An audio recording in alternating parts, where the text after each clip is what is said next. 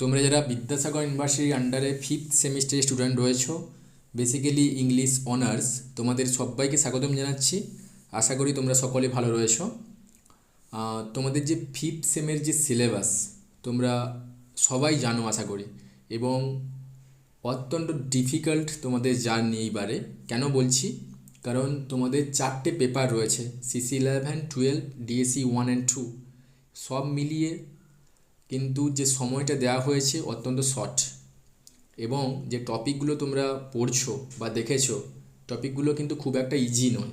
ওকে, তোমাকে কিন্তু যথেষ্ট বুঝতে হবে, এখানটাতে বুঝতে পারলে সোজা, না হলে অত্যন্ত ডিফিকাল্ট। ওই জন্য তোমাকে কিন্তু প্রথম থেকেই তোমার প্রিপারেশানটা কিন্তু পরীক্ষার জন্য শুরু করে দিতে হবে, না হলে কিন্তু খুব সমস্যায় পড়ে যাবে। আর আমি আমার ব্যাচ থেকে কিছু পোয়েম আমি কিছু রেকর্ড করেছিলাম, ওখান থেকে কিন্তু আমি দিয়েছিলাম ইউটিউবে, তোমরা অনেকেই দেখেছো। আজকে তেমনি তোমাদের সিসি 11-এর একটা পোয়েম রয়েছে, names by Derek Walcott. Okay, part 1টা আমি অ্যানালাইসিস করব, পার্ট 2টা অলরেডি দিয়েছি। আমাদের যে অনলাইন ক্লাস হয় ওখান থেকে আমি রেকর্ডেড সেকশনস ইউটিউবে আপলোড করে দিয়েছি, তোমরা দেখতে পারো। আর যারা এখনও ভাবছো যে আমার সঙ্গে কানেক্ট হবে 5th সেমের জার্নিতে, অ্যাডমিশনস ওপেন রয়েছে। তোমরা চাইলে এই যে নাম্বারটা দেখতে পাচ্ছ, ফোন নাম্বারটা, ওখানে তুমি আমার সঙ্গে কন্ট্যাক্ট করে নিতে পারো। ফোনে কন্ট্যাক্ট করতেই পারো, সেটা বিকেল 5টা থেকে 6টার মধ্যে কল করে নাও। আদারওয়াইজ তোমরা হোয়াটসঅ্যাপে ওপেন রয়েছে, তুমি এখানে হোয়াটসঅ্যাপে আমাকে পিং করতে পারো। সো এটাই বলার। আর শুরু করব, বিকজ আমাদের ডিভাইসের ক্যাপাসিটি খুব একটা যে বেশি রয়েছে তেমনটাই নয়, খুবই শর্ট রয়েছে। আমি যতটা পারবো চেষ্টা করছি বোঝানোর জন্য। তুমি এটা বুঝতে পারলে খুব সোজা লাগবে, না বুঝতে পারলে খুব ডিফিকাল্ট। সো ডেরেক ওয়ালকট, ওকে, পোয়েমস বা এভরিথিং, ওনার লেখা পড়ার আগে তোমারকে ওনার যে আইডেন্টিটি ভালো করে বুঝতে হবে। আমি যদি শর্টে বলে দেই, ওই যে ডেরেক ওয়ালকট, ওনার মধ্যে কিন্তু দুটো আইডেন্টিটি ছিল। কেন বলছি? কারণ ওনার যে গ্র্যান্ডফাদার ছিলেন British origin and grandmother African origin, African descent. দেখো তাহলে ওয়ালকটের মধ্যে দুটো যে ব্লাড কিন্তু বইছে, একটা ওয়েস্টার্ন, একটা আফ্রিকান। ওকে, আর তিনি এটা নিয়েই একেবারে দ্বন্দ্বে ছিলেন। ওকে, আইডেন্টিটি ক্রাইসিসে তিনি ভুগছিলেন, বিকজ তার পোয়েমের মধ্যে তিনি বুঝতে পারছেন না তিনি কোন দিকটাতে নেবেন, সাপোর্ট করবেন। ওকে, মাদার যে ফিগারটা রয়েছে আফ্রিকান, ওটাকে তিনি সাপোর্ট করবেন না ফাদারলি যে ফিগার রয়েছে, ওকে, ব্রিটিশ, ওই কালচারটাকে সাপোর্ট করবেন। তোমাদের এই নিয়ে একটা পোয়েম রয়েছে, এ ফার ক্রাই ফ্রম আফ্রিকা, এটা পড়লে তুমি বুঝতে পারবে। এছাড়াও নেমস রয়েছে একটু ডিফারেন্ট, বাট তিনি একই থিমেটিক সিস্টেম তিনি কিন্তু এখানেও তিনি ফুটিয়ে তুলেছেন। আমরা তার জন্য এটা অ্যানালাইসিস করার আগে ছোটো করে একটু জেনে নেব ডেরেক ওয়ালকটকে। So born in 1930 into a family of English, Dutch and African descents, এই তিনটে কালচার ওনার মধ্যে কিন্তু ছিল। Okay, this reflect in the complex colonial history of the Caribbean island that he explored in his poetry. And his work explored the vivid or the awesome Caribbean culture. And he got Nobel Prize for Literature in the year 1992. তাহলে Derek ওয়ালকটকে আমি একটু ছোটো করে বলে দিলাম, এটাই তুমি বুঝবে এই কনসেপ্টটা। ওনার মধ্যে কিন্তু আইডেন্টিটি ক্রাইসিস, এই যে দ্বন্দ্বটা, আইডেন্টিটি নিয়ে যে দ্বন্দ্বটা কিন্তু বিরাজ করছে বিকজ অফ ফ্যামিলির লাইনেজ। ওকে, দেন এই যে নেমস যে পোয়েমটা রয়েছে, এটা অ্যাকচুয়ালি ডেডিকেট করা হয়েছিল এডওয়ার্ড ব্রেথওয়াইট। কোয়েশ্চেন্স হলো কেন ডেডিকেট করা হয়েছিল। ওকে, এই পোয়েমটা জুড়ে তুমি দেখবে একটা ল্যাঙ্গুয়েজ ক্রাইসিস, কালচারাল ক্রাইসিস, এগুলো কিন্তু ভালো করে দেখানো হয়েছে। সো তার জন্যই কিন্তু ব্রেথওয়াইটকে মেনশনস করা হয়েছে। আমি একটু বলে দিলে তুমি বুঝতে পারবে যে ব্রেথওয়াইটকে কেন ডেডিকেট করা হলো বা ব্রেথওয়াইট কে ছিলেন। So Edward Brathwaite is one of the renowned poet from the Caribbeans. His poetic work engages with black identity, cultural history of the Caribbean populations, and aftermath of slavery. and he was one of the founding member of the Caribbean artistic movement in 1966. He is also a distinguished academic and currently a professor of comparative literature at New York University. And Braithwaite's work extensively explored the cultural underpinning of African identity, and his post-colonial standpoint, invocations with national language, quote and unquote, okay national ল্যাঙ্গুয়েজকে নিয়ে তার যে কাজগুলো, ওকে নিজের on ল্যাঙ্গুয়েজকে নিয়ে, national ল্যাঙ্গুয়েজকে নিয়ে, gives the inspirations to the writers emerging from the Caribbean in the 1917th century. বোঝাতে পারলাম? এই যে ব্রেথওয়াইট, ইনি কিন্তু ক্যারিবিয়ান পোয়েট এবং ক্যারিবিয়ান যে কালচারকে নিয়েই তিনি কিন্তু লেখালেখি করেন। এছাড়া সবচাইতে যে প্রোটেস্টিং মুভমেন্ট তিনি করেছিলেন সেটা ল্যাঙ্গুয়েজ রক্ষা করার জন্য। আর এই নেমসে কীভাবে ল্যাঙ্গুয়েজ বা কালচারকে রক্ষা করার জন্য কোনো নেটিভ কালচারকে, ইয়োর ওন কালচারকে, সেটাই কিন্তু ডিরেক্ট ওয়ালকট দেখিয়েছেন। আর ব্রেথওয়াইট এই যে মুভমেন্ট, আর্টিস্টিক মুভমেন্টটা কিন্তু তৈরি করেছিলেন। সো এই জন্য তিনি কিন্তু এই পোয়েমটা ব্রেথওয়াইটকে তিনি ডেডিকেট করেছিলেন। So here we find as the title of the poem is names, and at the same time we can find it is dealing with the language or the linguistic crisis. That is why the Braithwaite is mentioned here by Walcott. Okay, আমরা এখন কবিতাটা দেখে নিই কি বলতে চাইছেন। ওকে, line by line দেখো। বলছেন, my race begins as the sea began, with no nouns and with no horizons, with pebbles under my tongue, with a different fix on the star. ওকে, তাহলে দেখো এই ছোটো প্যারাটা রয়েছে বা ছোটো যে ফিগারটা রয়েছে, এই যে চারটে লাইন, কিন্তু চারটে লাইন ইন্টারকানেক্টেড নয়, পুরো ডিভাইড রয়েছে দুটো লাইন করে। ফার্স্ট দুটো লাইনে তিনি তার যে আইডেন্টিটি ক্রাইসিস, ওনার যে স্প্লিট আইডেন্টিটি তিনি দেখিয়েছেন। নেক্সট দুটো লাইনে কলোনাইজেশনস প্রসেস তিনি দেখিয়েছেন। ওকে, ফার্স্ট দুটো লাইনকে আমি ব্যাখ্যা করে নিই, নেক্সট আমি দুটো লাইনে আসছি পরে। বলছে, মাই রেস বিগান, আমার রেসটা তখন থেকে শুরু হয়েছিল অ্যাজ আ সি বিগানস, যখন সমুদ্র শুরু হয়েছিল, with the no nouns and with no horizon, যেখানের মধ্যে কোনো নাউন নেই, মানে কোনো পার্টিকুলার কোনো নেম নেই, যেখানে উইথ নো হরাইজন, কোনো হরাইজেন্টাল ফিগার নেই। ওকে, যদি এভাবে বলি, যদি অ্যানালাইসিস করি, তাহলে দেখো এখানে দুটো ওয়ার্ডকে আমি হাইলাইট করেছি, একটা সি একটা হরাইজনস। বুঝতে পেরেছো? সো ফার্স্ট যদি আমি হরাইজন ওয়ার্ডটাকে উঠে নিই, তিনি কেন হরাইজন ওয়ার্ডটা তিনি পুট করলেন এখানটাতে, তোমাকে বুঝতে হবে।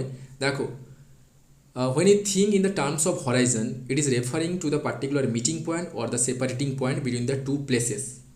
ওকে, যদি হরাইজন দিগন্ত রেখাকে দেখো, তাহলে ওটা কিন্তু দুটো ডিভিশনসকে, দুটো জায়গাকে ডিফারেন্সিয়েট করছে। তেমনভাবে আমাদের ওয়ালকট এর মাইন্ড দুটো ডিভিশনে, দুটো কালচারে ডিভাইডেড রয়েছে, একটা ব্রিটিশ কালচার অ্যান্ড অন্যদিকে আফ্রিকান কালচার। যেভাবে হরাইজন দুটো সেগমেন্টকে, দুটো পার্টিকুলার প্লেসকে আলাদা করে দেয়, তেমনভাবে আমাদের ওয়ালকট সাহেব এর যে মাইন্ড সেট আপ দুটো পার্টে কিন্তু ডিভাইড হয়ে আছে, জাস্ট লাইক দ্য হরাইজনস মতো করে। অ্যান্ড যদি সি ওয়ার্ডটাকে দেখো এখানটায়, তুমি বুঝতে পারবে in the case of sea you cannot find any horizons and you cannot add any proper name to sea because everything is interrelated, because one particular segmentations of the sea related to another segmentation, so you cannot name them properly. ওকে, তাহলে তুমি C, তুমি ধরে নাও না Pacific oceans, Atlantic oceans, Indian oceans, এগুলো আমরা নাম দিয়েছি ঠিক আছে, কিন্তু প্রত্যেকটা পার্টের সঙ্গে ইন্টারকানেক্টেড রয়েছে, কোনো রকমভাবে পার্টিকুলারাইজেশনস করা যায় না। যদি ওভাবেই তুমি ভাবো, তেমনভাবে আমাদের ওয়ালকটকেও তুমি কোনোভাবে কোনো জায়গাতে পার্টিকুলারাইজেশনস করতে পারো না। ওকে, কেন পারো না? কারণ তিনি দুটো কালচারকে নিয়ে আসেন, because Walcott is not belonging to any particular race or culture. Okay, so fundamentally no nouns, no horizons, my race begins as the sea begins. Okay, এটাই বলা হচ্ছে। আর তুমি যদি একটু ঘুরিয়ে দেখো, sea is the genesis of life, এবং প্রত্যেকটা সেটলার্স সি, এই সমুদ্রের দ্বারাই কিন্তু তিনি তারা কী করেছিলেন, নতুন ল্যান্ডকে ডিসকভার করেছিলেন, তাদেরকে কলোনাইজড করেছিলেন। এদিকটাও যেমন হচ্ছে, কিন্তু পার্টিকুলারলি যে আমি ব্যাখ্যাটা দিলাম হরাইজন অ্যান্ড সি, একেবারে কনফিউজিং যে ফিগার, এটা কিন্তু ওয়ালকট এর মধ্যে এই কনফিউজিংটা বিরাজ করছে, তার জন্য তিনি এই ইমেজগুলো দিয়ে তিনি দেখিয়েছেন। নেক্সট যে দুটো লাইনে কীভাবে বলছে দেখো, কলোনাইজেশনের প্রসেসটা কীভাবে হচ্ছে সেটা দেখিয়েছেন। কীভাবে, তাহলে সেটলাররা এলো আফ্রিকায় এবং কি করছে এসে, with pebbles under my tongue, এবং প্রত্যেকটা আফ্রিকান যে নেটিভ পিপল এর জিভের তলাতে পেবল রেখে দিচ্ছে। অ্যান্ড তারা কী করছে, সে পেবল রেখে তারা স্টারগুলোকে দেখছে ডিফারেন্ট ওয়েতে। আমি যদি ব্যাখ্যা করি তাহলে বুঝতে পারবে কেন তিনি এটা বলছেন। প্রত্যেকটা কলোনাইজের যারা আসে, তুমি ধরে নাও না ব্রিটিশার্সরা এসেছিলো ইন্ডিয়াতে, তারা কিন্তু তোমাকে ফার্স্ট অফ অল ইংলিশটাই তোমাকে চাপিয়ে দিয়েছিল। এটা চাপালে কী হবে, তুমি তোমার কালচারকে ভুলবে, তুমি ওদের কালচার অ্যাডপ্ট করতে শুরু করবে। এটা কিন্তু তোমার কাছে খুব কঠিন একটা টাস্ক হয়ে দাঁড়াবে। কীভাবে, যেটা বলছি, প্রত্যেকটা কলোনাইজার দেখো, in the help of language socialization is possible. So it is very common thing when you are trying to learn any particular language or pronunciation, your tongue is not habituated with that particular language. But ওরা কী করছে তোমাকে, they place some marbles or pebbles under your tongue, and with the help of the tongue you practice to pronounce new language properly, and you are accepting new culture. You are trying to gather the new culture of the colonizer. So এমনভাবে তোমাকে feel করাচ্ছে তোমরা তোমাদের যে native on কালচারকে ভুলে তোমরা কী করছো, ওদের কালচার শিখতে চাইছো। ওকে, তার জন্য কি হচ্ছে, তুমি এই যে তোমার যে স্টার দেখা, তোমার সেটা ডিফারেন্ট হয়ে যাচ্ছে। আমি একটা যদি বলি, আমরা যখন ছোটো ছিলাম, আমাদের যে ঠাকুমা বলতেন যে চাঁদ মামা টুক দিয়ে যা, এরকম একটা ব্যাপার ছিল না। সো তুমি আর সেটা বলছো না, কারণ তুমি ওদের ল্যাঙ্গুয়েজ শিখে নিয়েছো এবং স্টারগুলোকে ওদের অ্যাঙ্গেলে দেখছো। যদি আমি এটা বলি তাহলে এই স্টার যে ওয়ার্ডটা অনেকটাই বেশি significant here, and they are trying to colonizer or the settlers or the Britishers are trying to make you see or identify each and every star with their language, as if it's not your own. Okay, you cannot look at the star from your own native point of view.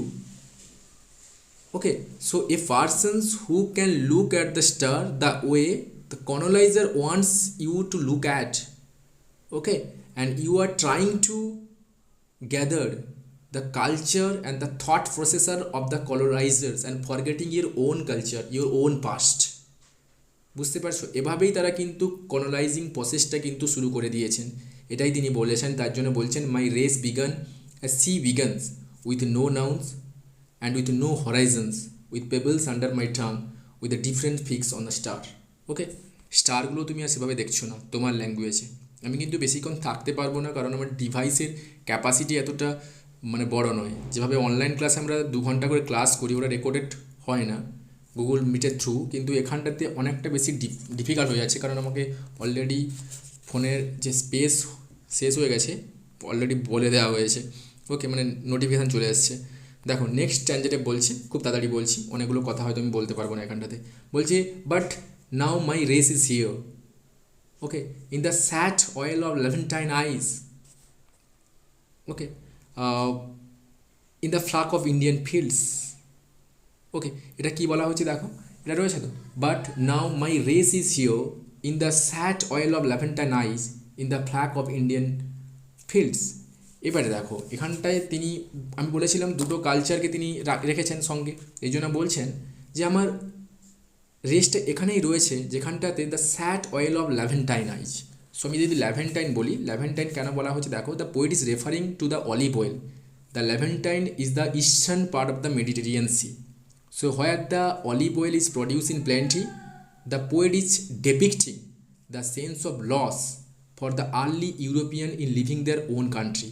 এই জন্য sad ওয়ার্ডটা রয়েছে। এই যে লেভেন্টাইন, যেখানে আরবের কান্ট্রির কথা বলা হচ্ছে, ইস্টার্ন পার্টের কথা বলা হচ্ছে, মেডিটেরিয়ান সির কাছাকাছি, এখানে খুব অলিভ হতো। এই ল্যান্ড ছেড়ে, এই একটা সুন্দর ল্যান্ড ছেড়ে কলোনাইজার্স ম্যানরা কোথায় আসছে, নতুন কোনো সেট আপ কোনো কান্ট্রিতে আসছে। তার জন্য তাদের যে হোম সিকনেস, নস্টালজিয়া যে ওরা যে ফিল করছে, ওকে, ওই জন্য কিন্তু এই স্যাড ওয়ার্ডটা ইউজ করা হয়েছে। এই পুরো লেভেন্টাইন ফিগার এর মধ্য দিয়ে এই ব্রিটিশার্সরা যারা অন্য কোনো জায়গাতে এসছে, নেটিভ কোনো ল্যান্ডে, তাদের যে স্যাডনেস, তাদের যে হোম সিকনেস, তাদের যে নস্টালজিয়া ফিলিংটা কিন্তু দেখানো হয়েছে। At the same time in the flag of the Indian oceans, কীভাবে ইন্ডিয়ান ওরিয়েন্টেশনস রয়েছে এখানটাতে। ইন্ডিয়ানদেরকে কী করা হতো, ওরাও কলোনাইজড হয়ে গিয়েছিল এবং ওদেরকেও বিভিন্ন জায়গাতেই নিয়ে যাওয়া হতো এবং ওরাও তাদের নিজেদের আইডেন্টিটি ধরে রাখতে পারতো না। এবং এই দুটোর মাঝেই ওকে কিন্তু আমাদের এই যে ওয়ালকট কবির ওকে রেসটা রয়েছে এই দুটোর মধ্যেই। কারণ ইন্ডিয়ান দেখো কতটা অপ্রেসড, ওকে তাদের কালচার ভুলছে, অন্যদিকে ব্রিটিশার্সরাও কেমনভাবে দুঃখে রয়েছে কারণ তারা অন্য জায়গায় আসছে নিজের হোম ছেড়ে, এতটা বিউটিফুল কান্ট্রি ছেড়ে।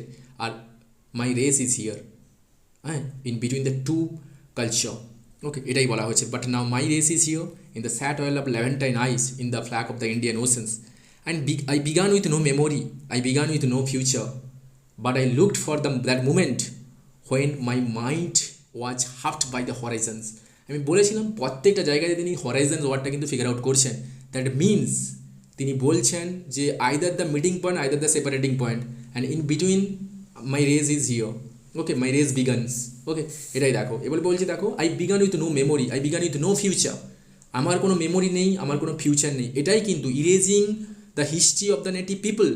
কলোনাইজার ব্রিটিশার্সরা এসে তোমার যে অরিজিনাল হিস্ট্রি ওটাই কিন্তু মুছে দেওয়ার চেষ্টা করছে, দিলেই কিন্তু তারা সফল। এই জন্য বলছি erase the history of native people gathering colonisers, যদি বলি coloniser has become successful to erase the history of their people, it is the process of colonising. So ওরা কী করছে, আমি যদি সোজা একটা উদাহরণ দিই তাহলে বুঝতে পারবে যে আমাদের যে ইন্ডিয়ান হিস্ট্রি চলে এসেছিলো সেই চন্দ্রগুপ্ত মৌর্য থেকে, ওকে সমুদ্রগুপ্ত থেকে, আমাদের একটা ওন হিস্ট্রি ছিল সিন্ধু সভ্যতা। কিন্তু ব্রিটিশার্সরা এসে কী করলো, পলাশির যুদ্ধে তারা আমাদের হিস্ট্রির ওপর ওদের হিস্ট্রি চাপিয়ে দিল।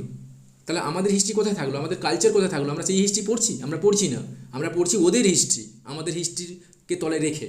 এই জন্য বলা হয়েছে বিগান উইথ নো মেমোরি, আমার কোনো মেমোরি নেই, কারণ আমি সেটা ভাবতেই পারছি না। Because I began with no future, যেহেতু আমার হিস্ট্রি নেই, আমার ফিউচারেও আমাকে নিয়ে বলা হবে না, সেই কলোনাইজড সাবজেক্টগুলো নিয়ে আমাদের পড়ানো হবে। এই জন্য বলছে দেখো I began with no memory, I began with no future, but I looked for that moment. আমি সেই জায়গায় তাকিয়ে আছি যেখানটায় when the mind was halved by the horizons, আমি ওখানে দাঁড়িয়ে আছি দ্য ইন হরাইজন্স প্লেসে, native culture and the colonized culture, okay দুটো মাঝখানে আমি দাঁড়িয়ে আছি, যেভাবে হরাইজন্স দুটো জায়গাকে পৃথক করে দেয়। আমি বলেছিলাম the horizon is the meeting point or the dividing point. Horizons the word horizons big role here, okay is the problem of hybrid. তিনি কিন্তু বুঝিয়েছেন। ওকে নেক্সট আমি খুব তাড়াতাড়ি যাবো কারণ আমি তাহলে শেষ করতে পারবো না। দেখো I have never found that moment, তারপরেই বললো দেখো I have never found that moment, একটু আগেই বলেছিল আমার মাইন্ড সেই জায়গায় দাঁড়িয়ে আছে, হাফট হয়ে আছে হরাইজনে। তারপরেই বলছে যে I have never found that moment when the mind was halved by the horizon, কিন্তু আমি এখনও দেখতে পাচ্ছি না সেই মুমেন্টটাকে যেখানটাতে my mind was halved by the horizons. Okay so কীভাবে, when the gold smith from the Benares and the stone cutter from the Canton and the fish line sing the horizon sings in the memory. কীভাবে বলা হচ্ছে দেখো সেই হরাইজনটা দেখতে পাচ্ছে না, আমার অবস্থা এদের মতো হয়ে গেছে যেভাবে এরা নিজের আইডেন্টিটিকে ক্রিয়েট করতে পারছে না। ওরা কারা? Goldsmith for the Benares, Benares আমরা জানি ইন্ডিয়ান হলি টাউন, এখান থেকে যে গোল্ড স্মিথসরা ছিল ওদেরকে অন্য জায়গায় প্লেস করা হয়েছে।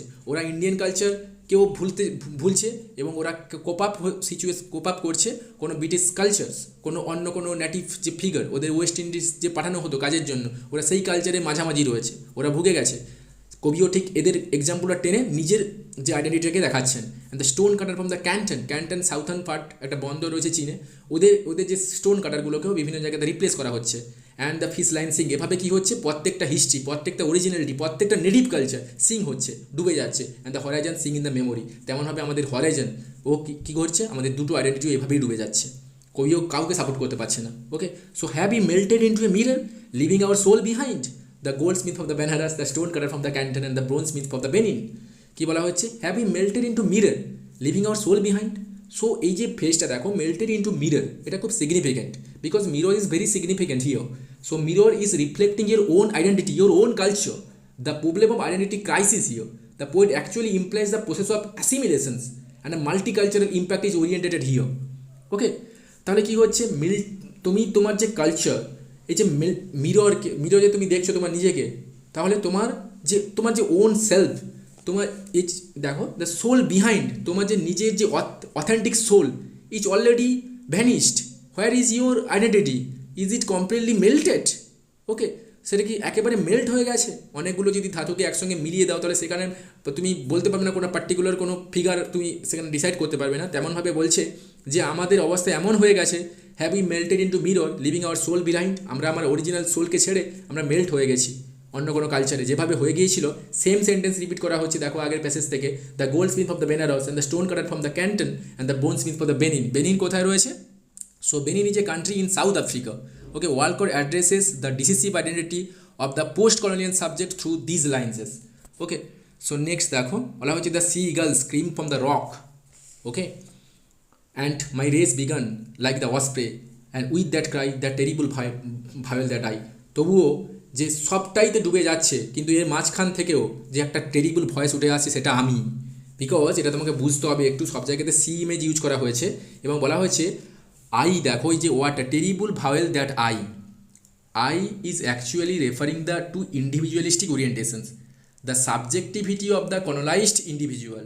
দে are trying to protest and protect their own culture, so they can not fully jump to assimilate the journey, the language, the culture of the colonizers. So because the I is here already, so native orientation is almost here.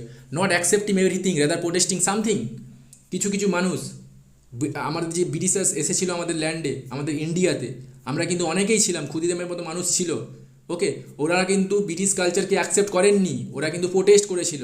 ওদের যে on culture, আমাদের যে on culture, আমাদের যে on thought কে ধরে রাখার জন্য কিন্তু কেউ না কেউ ছিলেন, অনেকেই ছিলেন যারা কিন্তু প্রোটেস্ট করেছিল, প্রোটেক্ট করেছিল নিজের কালচারকে। এই জন্য বলছে সেই জায়গাতে আমি দাঁড়িয়ে আছি যখন দেখছি পুরো আফ্রিকা কলোনাইজড হচ্ছে by the ব্রিটিশার্স, by the French, তখন থেকে আমি আমাদের কালচার রক্ষা করার জন্য, আমাদের ল্যাঙ্গুয়েজ রক্ষা করার জন্য আমি দাঁড়িয়ে আছি। That terrible vowel that I is oriented here is a native ওরিয়েন্টেশনস।